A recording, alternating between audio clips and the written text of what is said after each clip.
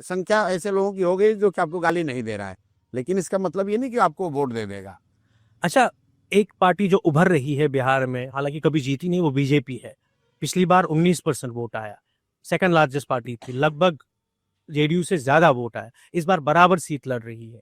तो BJP under Modi leadership, you have worked with Modi, you have done his campaign, क्या लगता है आपको बीजेपी देखिए, का? बीजेपी बिहार में तब तक अपने पैर पे खड़ा नहीं हो सकती जब तक कि उनके पास अपना कोई चेहरा ना हो। बिहार में उनका कोई चेहरा ही नहीं है। बीजेपी 2014-15 से लगातार ये कोशिश कर रही है कि बिहार में उनकी ताकत बढ़े। ये कोई पहली बार नहीं कोशिश कर रहे हैं। 2014 में लोकसभा चुनाव में जीतने के बाद 2015 में कुछ छोटे दलों के साथ गठबंधन बनाकर पूरा बिहार लड़ने का कोशिश बीजेपी ने करी थी। 150 से ज्यादा सीट भी लड़े थे, लेकिन 54-55 पे सिमट गए। उसके बाद उनको ये एहसास हुआ कि किसी के साथ ही, नीतीश के साथ ही चलना है। बीजेपी अपने दम पर यहाँ 60-70 सीट पार कर जाए ये भी संभव नहीं है।